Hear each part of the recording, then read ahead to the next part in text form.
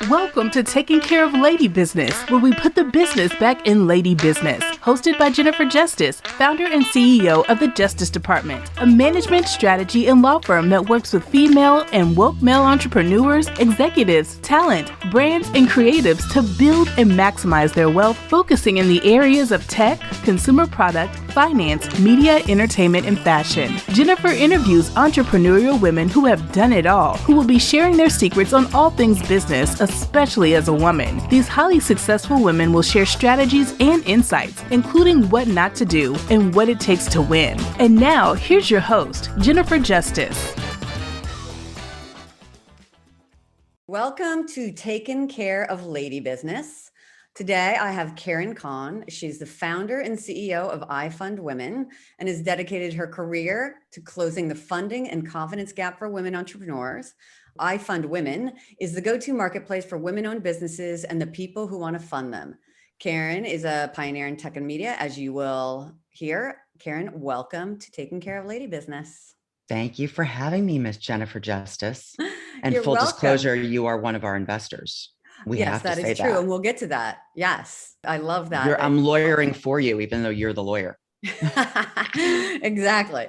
So this is, I was telling Cahn, this is like our first episode that we are recording, and I know it's going to be amazing. And we were just talking about how hard it is like to be a woman, because I feel like I'm like sweating, taking my kids to camp, and it's like 90 degrees humidity outside.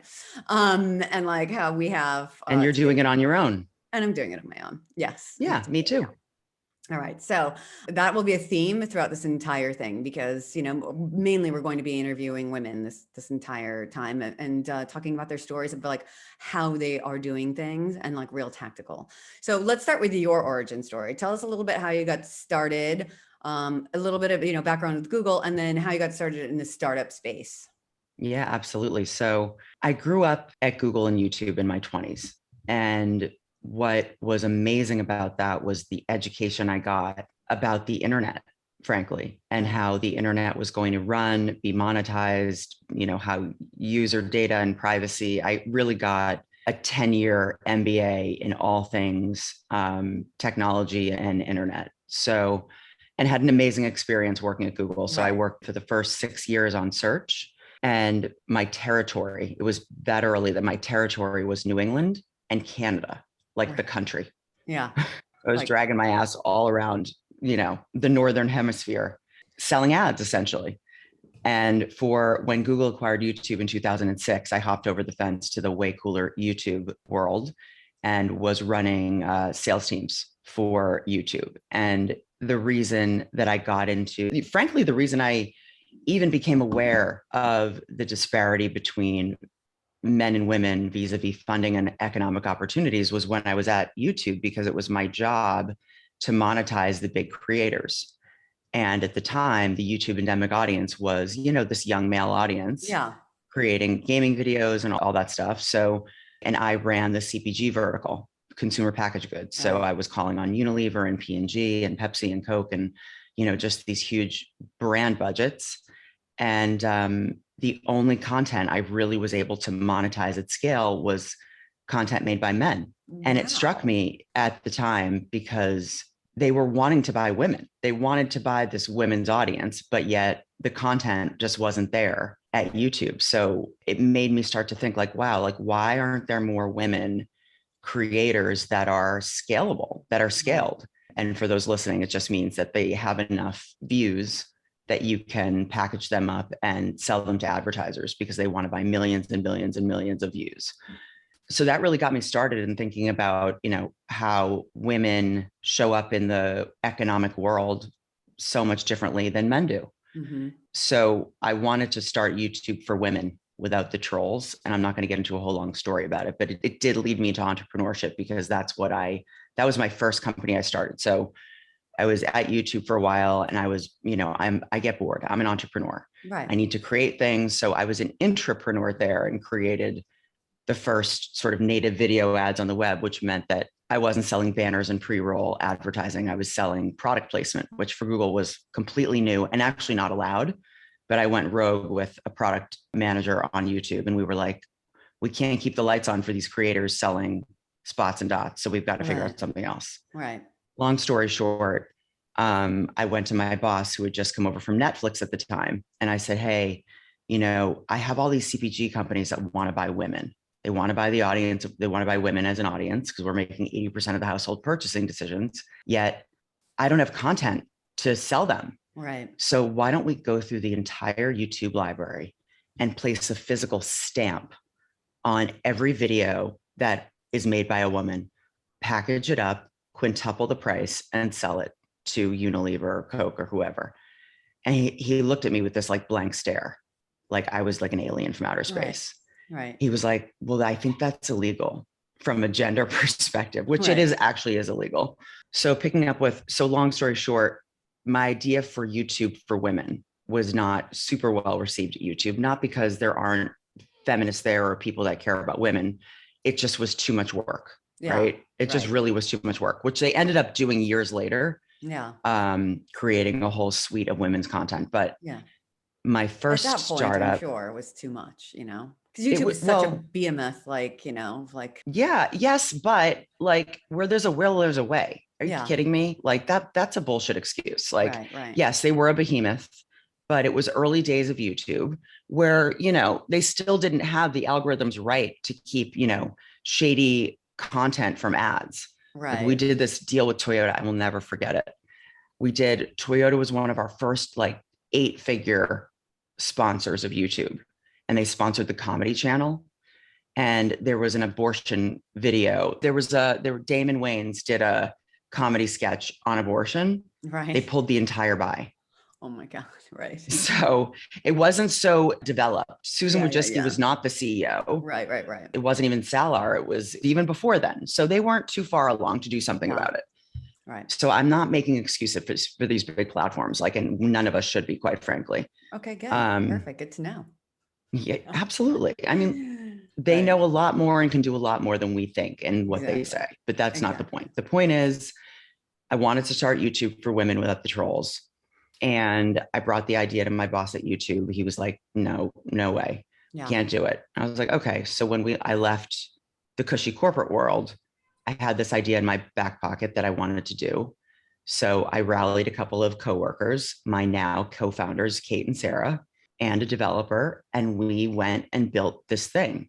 And it was an epic fail, epic fail. We did everything ass backwards. Right. From, when you work at these big companies, especially something like Google, you are really brainwashed into thinking that anything you do is going to be amazing, because the reality is being in sales at Google is how much do you want to buy? How much, the phone rings. You have a lot of leverage. And also media buyers have to buy Google. Yeah. Period. It's not like I had to sell them on it. Right. It was just more about building customer relationships and also making sure that, they're getting ROI and all of the things, but it wasn't a difficult sales job. I wasn't banging down doors. Right.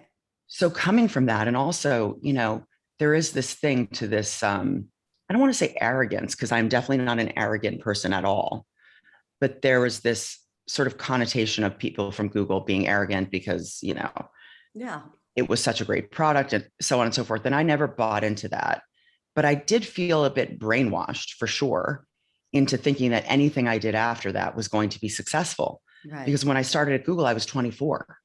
24 to 34, almost your most formative business years when you think about it. In your brain. I was like, wow, this is just easy and awesome. I had similar because I worked with Jay-Z from the beginning, and his album came out, Hard Knock Life, which is the first one I worked on, and it became massive. And then he just stayed massive. And I was like, this is how it is all the time. You come out with a #1 album. And I was like, wait, who gets #2 if everyone who comes out is #1? So I had the same kind of formative years and worked for him. So yes, I understand that well. Yeah.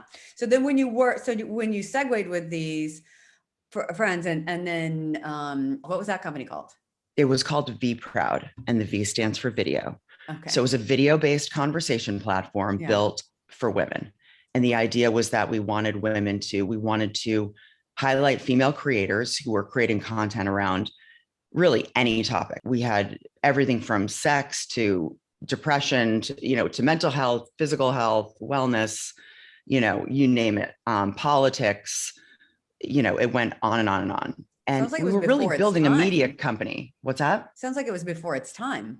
Oh, I have pioneer syndrome. It's a Yeah. made up disease for people that have really good ideas way before it's time. Way before its time. Yes. But that's not the reason the company failed. So VProud failed miserably for a couple of key reasons. One, we could not raise funding, period, to save our lives.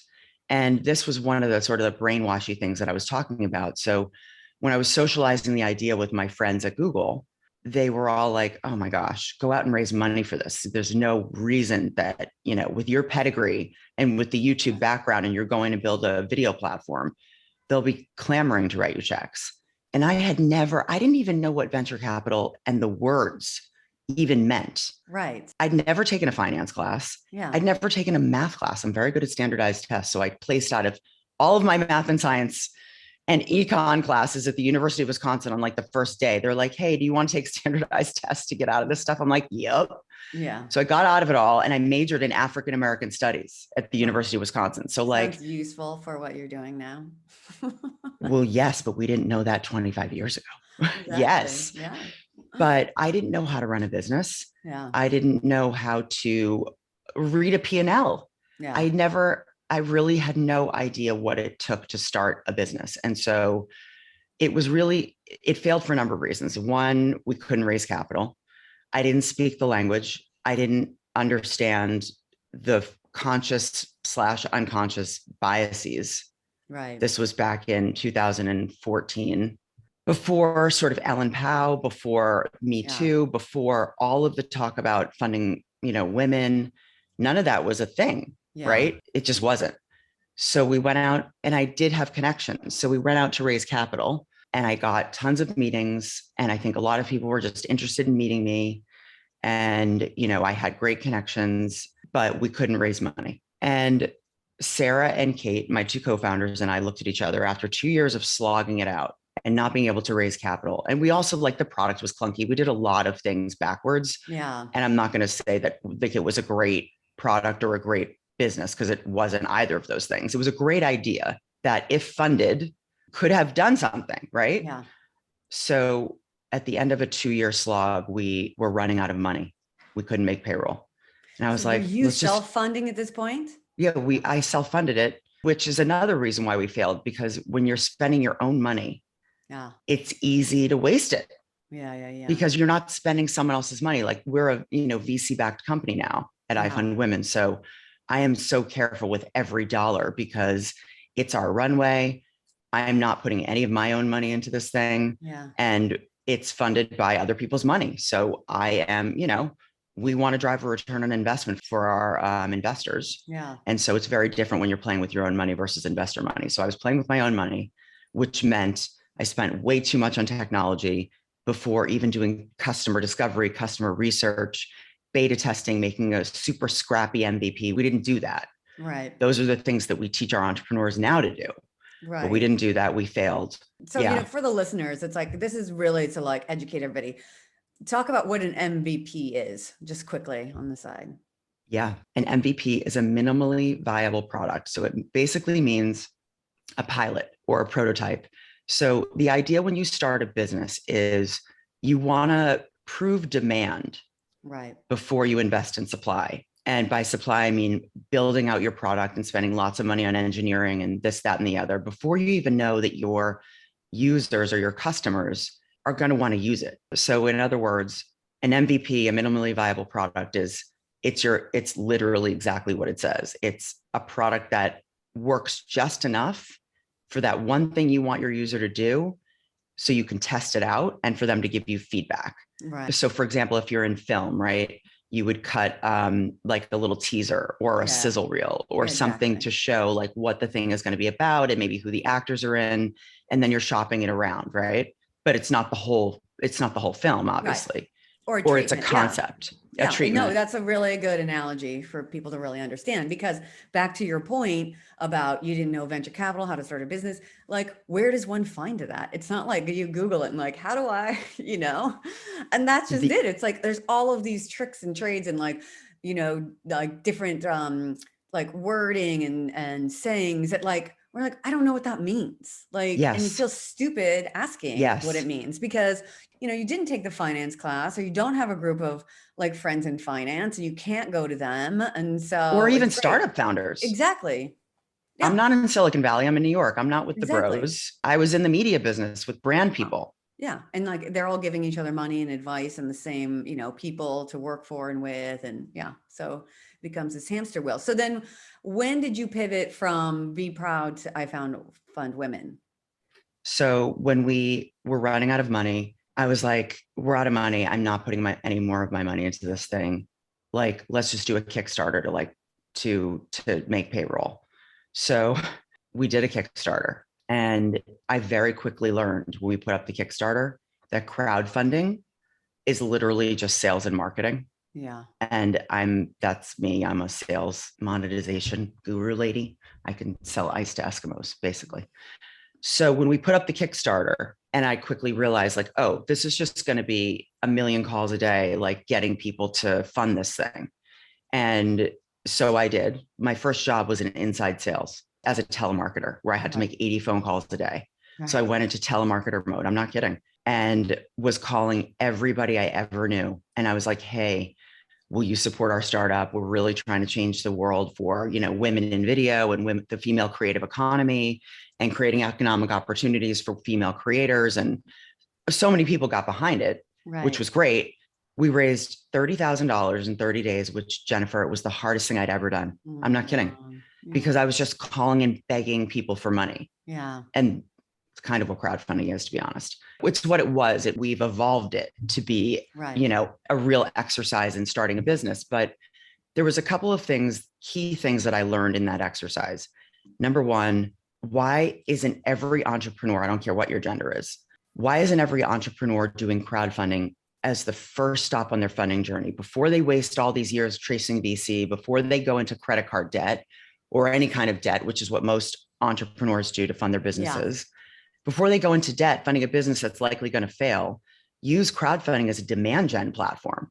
Use it to prove demand. And then if people like what you're selling, whether it's your idea, product, service, idea, mission, vision, whatever it is you're selling, if people are buying into it, then you've got something. You've got a germ of an idea that people believe in, and you can iterate on that, right? So the idea came from this sort of really doing a lot of due diligence around like, why isn't there a crowdfunding platform for women? Number one, this ain't rocket science. This is literally sales. Like, why aren't there coaches and mentors and people to just show you how to do it? And there weren't at the time. It was Indiegogo, GoFundMe, and Kickstarter. And Indiegogo is a Kickstarter knockoff, and GoFundMe is personal charity. So it was really, Kickstarter was the gold standard, and it's a great platform. But you can't have help. There's no humans.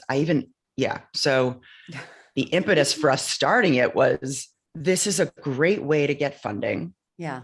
We could not raise capital to save our lives. And even more importantly, Jennifer, is that when we started doing our research on like funding and women entrepreneurs and seeing how many women entrepreneurs, so 1,800 net new businesses are started every single day by a woman in this country. 89% of those businesses are started by women of color.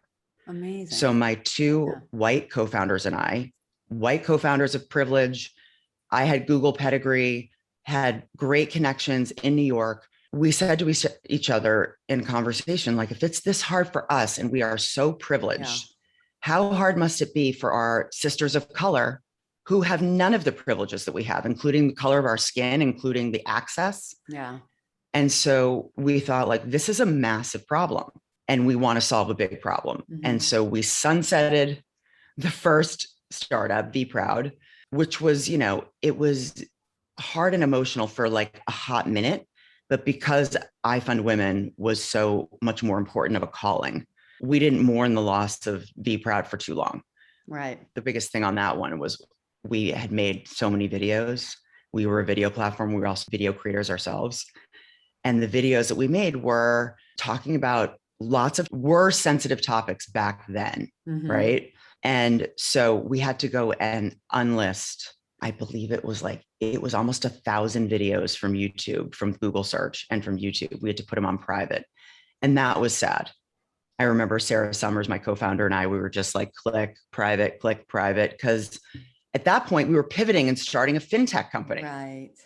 So we couldn't have potential partners, investors, anyone Google us and see me talking about, my sex life on, Right. VProud, which I was doing, which was fine because that was that business. Yeah.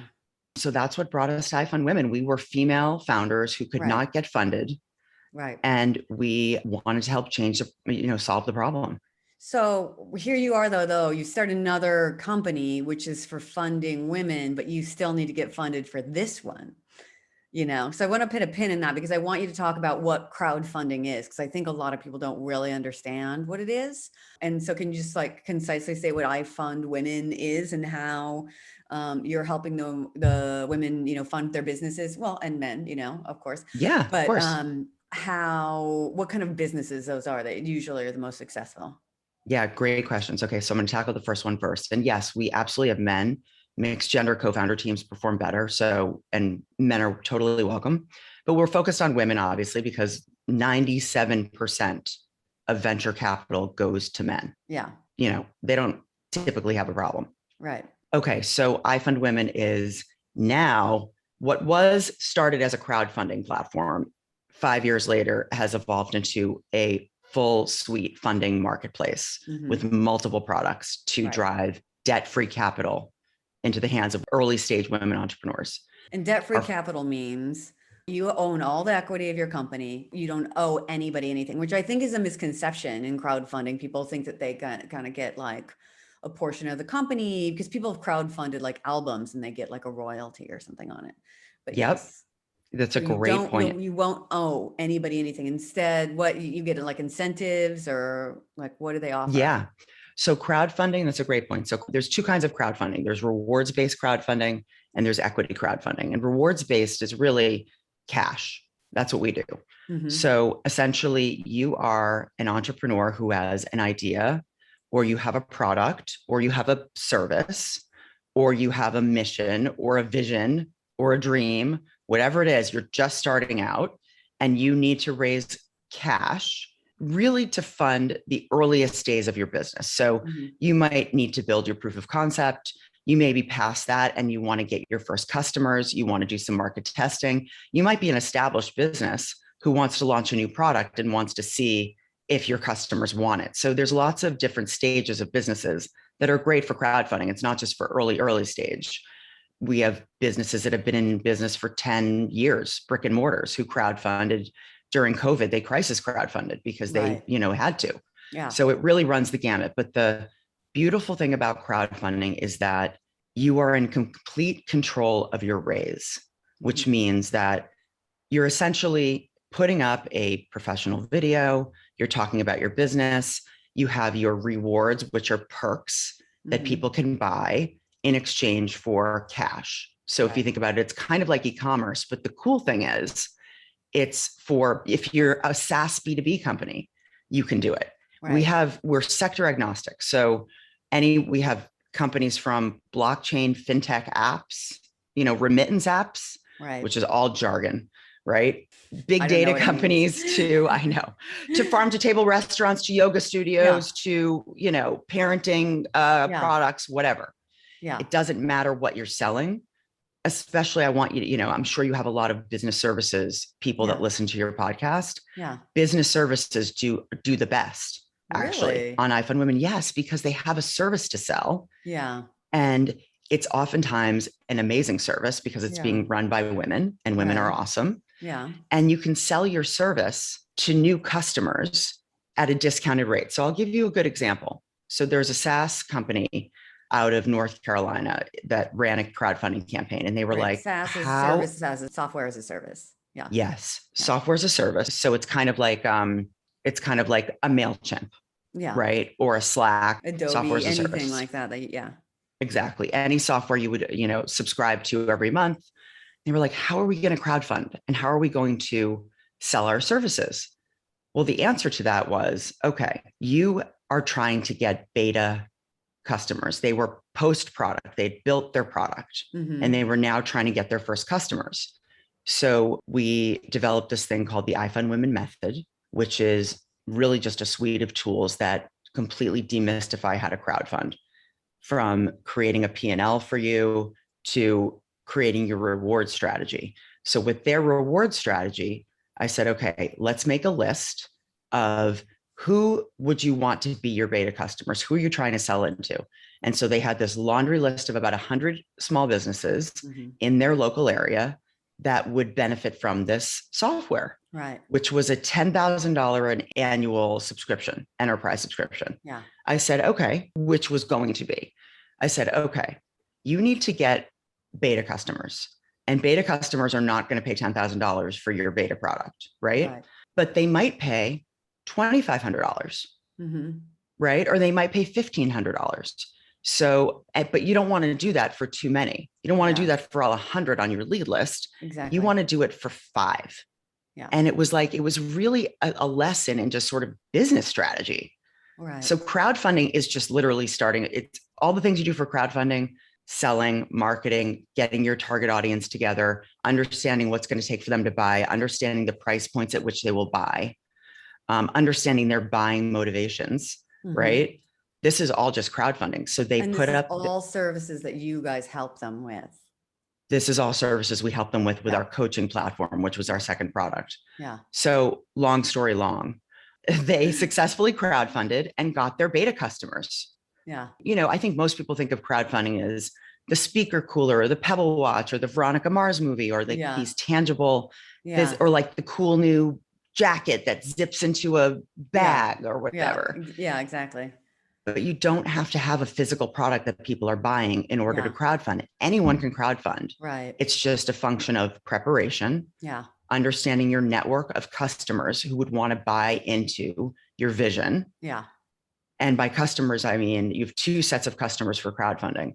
One are your FFFs, your friends, family, and followers, people who love you and are going to support you no matter what, but are not going to be your customers for your SaaS solution. Yeah. We'll keep going with that analogy because it's really sort of like one that people never think of with crowdfunding. And then on the other side of it, you have your actual either current or prospective customers, people that you want to get to try your product or are already using your product that you want to upsell.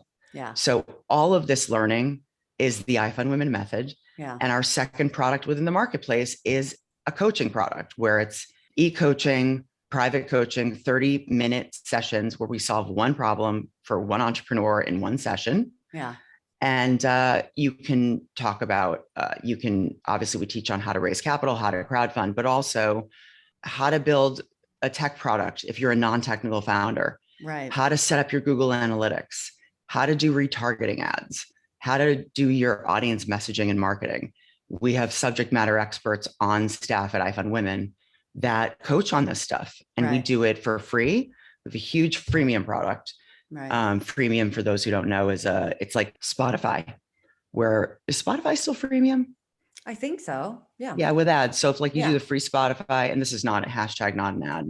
So a good example of a freemium product is Spotify, where you can sign up for free, but you have to listen to ads. Right. You don't have to, there's no ads on IFundWomen, but we have a very robust free coaching program. And the reason we have that is because not everybody can afford the private coaching program. That being said, I think we should talk about women and investing in themselves, because our private coaching product is $200 a month. Yeah. And it pays itself back in the first hour of your campaign. Yeah. So it's literally just ensuring you're going to have a successful raise. Yeah. Yeah, I agree, talking about women investing in themselves, but and we'll get to that one. I want to then talk about how you raised money, because you just talked about how you couldn't raise money in your old thing. Now you're starting in VProd. Now you have IFundWomen. And how long before you started raising money, because you knew you needed to raise money, because you have a tech product, right? So it's very difficult to scale those, that kind of company without raising money. Absolutely. So when we started IFundWomen, I was like, just really could not even think about going out and raising venture capital. So we had our Kickstarter money. We had like $17,000 left. This is no joke. So Shilpa, who was our developer at the time, I was like, Shilpa, we're not doing this anymore. We're doing this other thing. Right. How cheaply can we build our MVP, our minimally viable product, and test it and see if people even want this thing before? And so that was the plan. So that's what we did. We built a super scrappy MVP on a WordPress page with a WordPress plugin with our sort of quote unquote pretty product marketing pages built on Squarespace on another domain. Yeah. We called her Frankenstein and a Slack integration. I mean, when I say she was Frankenstein, she was Frankenstein. Okay. I mean, the color codes on WordPress look different from the color codes on Squarespace. Right. Okay. Yeah. But I was like, you know what? I hearken back to my like Google brainwashing, the good part of just make sure that the one thing you want your customers to be able to do, they can do. Right. And then you do in your job. The one thing we wanted our customers to be able to do was to create a crowdfunding page and for the funders to be able to check out and support. Like that's it, right? And so we had $16,000 or whatever it was. We built the MVP, we put it out. It worked.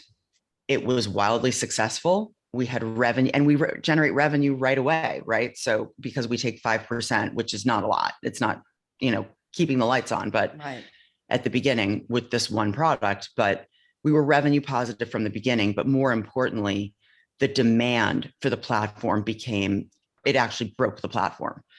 So when that happens, which again, like I say this very humbly, because VProd was such a disaster. Like we were buying traffic because no one was coming. I would watch my real-time Google Analytics and it would be like one user and it would be our developer. I mean, it was mortifying, the fail. And so I just vowed to not repeat any of those mistakes. We did not buy traffic. We did not force anyone to do anything. We just sort of built a really scrappy Frankenstein, put her out there, and we had 20 beta customers who we made their videos for free. We put their campaigns up for free. I literally made Cindy Gallup's video on her penthouse. She had just bought her penthouse. The Sky apartment, yes. The Sky apartment. And we made her video at the Sky apartment. My co-founder was like 7 months pregnant and running the camera. Yeah. I was directing. I mean, talk about doing it. We didn't hire anybody. We did it all ourselves. Yeah. And it ended up that the problem that we're solving, which is the funding gap for women, is such a systemic, big problem for 170 million women around the world that it took off. And we were the only game in town. And Hillary had just lost the election. We launched on November 2nd, 2016 on Squawk Box. Didn't we think we were cool with the domain name ifundwomen.com that we had bought 2 months before for $2.99, which is both sad and happy. No one gave a shit about women entrepreneurs. So nobody cared about that URL. So we got it. I was like, oh no, I don't even know if this business is going to work. This URL was too easy to get, but we had a ton of demand, enough that it kind of broke the platform. So when we went to raise, that was, we fixed it quickly and it wasn't down for very long. But the point is, we had to have traction. We didn't raise money for 2 years. We started, let's call it our first full year in earnest was 2017. So we did 2017 and 2018. And in late 2018, we got one angel investor. And then we also, late 2018? Yeah, 2018. I'm losing track of my years at this point. And then in 2019, we raised a seed round of which you were involved. Yes. And the reason we were able to do that was because we had traction, tons of customers, revenue, and the revenue was nothing great. It was like, I think in our first year, we did $100,000 in revenue in 2017. In 2018, we did $500,000, which was a great jump. Yeah. So in 2019, with, probably 1,500 customers and $500,000 in revenue the year before, we were then ready. This is what women have to do. So much more. We were then ready to go and raise a seed round. And we were also very strategic about it. We did a seed round, which was almost like we kind of crowdfunded it a little bit because we knew that we wanted women investors. We knew that the check sizes were going to be smaller, and that is no knock on women. It's just a fact. We don't have that wealth. We just don't. We don't have the capital. And we're not used to it. So we're not used to just like flinging it around. So, it's a little scarier for us. We just don't have it. Absolutely. And we know our supporters, we know our cohort. Yeah. And so we made the minimum check size $10,000. Yeah. We only were raising 750. We ended up raising 2 million, which was amazing. Yeah. And we had check sizes anywhere from 10,000 to $500,000. Mm-hmm. And we raised it really quickly during February, and we ended in March of Women's History Month of 2019.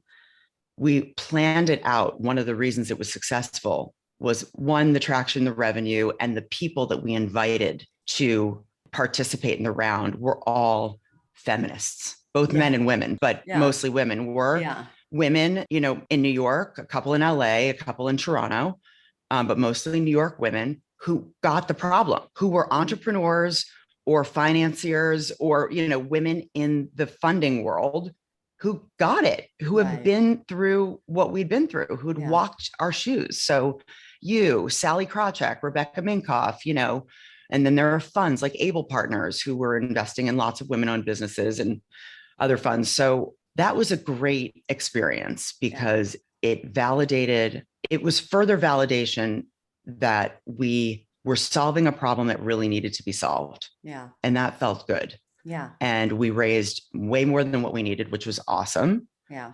And another key point for anyone listening who's thinking about raising venture capital, and I don't know if like we could go on forever, Jennifer, and I can like yak it away. So I know. Just I'm shut sure me you up. have to have a day. Yeah.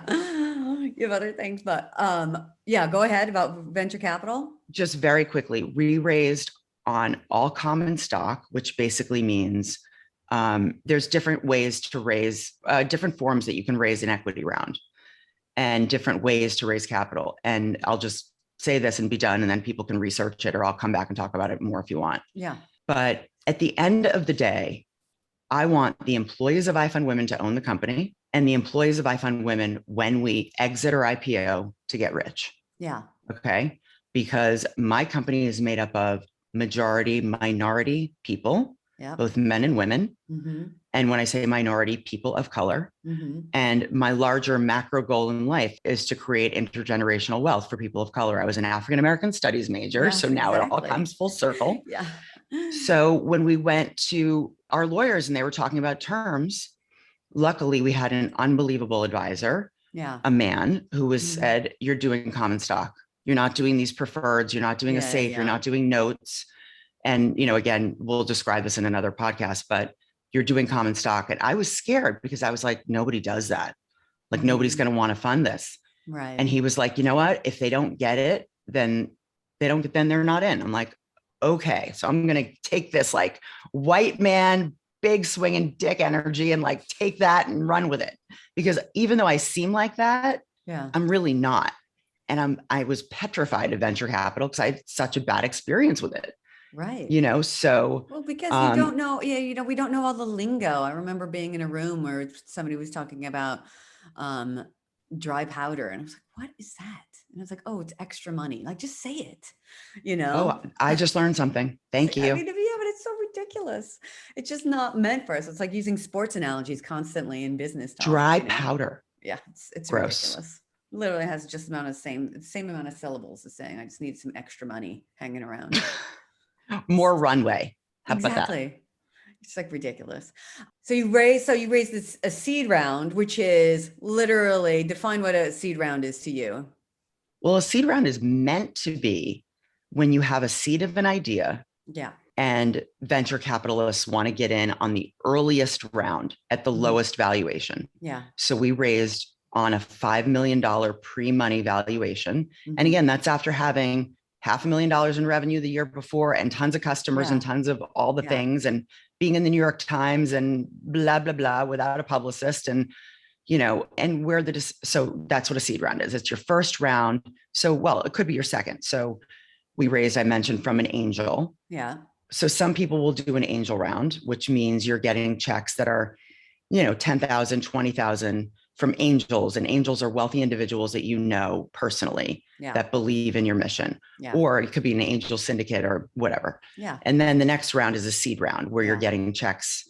Typically the check sizes for a seed round are more like 50, 100, 250, you know, up to $1 million. It depends on what gender you are. Depends on what sector you are. That's what a seed round is. And then your next round is your A round. Right. Amazing. Well, I don't want to keep you forever because I know that you do have time. You have, a day, and that's really sad. Well, thank you so much We're for ending on the sharing all your saddest wisdom note. and experience with our listeners. I want to have you back. Is there any way that you want people to find you? ifundwomen.com. Anything else Yep, where they I can Fund find you? Women, and then I Fund Women at Cahn. You know, you could at I Fund Women is great. Awesome. And to end on a positive note, because yes, it is very hard to get funding for your Yeah. business, but we've made it easier. And iFundWomen has driven over $100 million in capital to Right. women-owned businesses who would have Yeah. never had access to it. And that's nothing to sneeze at. So Awesome. if you're listening to this and you're an entrepreneur and you're like, oh shit, it sounds really hard. It is hard, but we help you and we make it easier. So thanks for having me, Jennifer. This was Yes. fun. I could talk to you all day. All right, everybody. Thank you for listening and watching this episode of Taking Care of Lady Business. Please be sure to subscribe, comment, and share, and leave any review on the platform that you listen to the podcast. Till next time, I'm Jennifer Justice.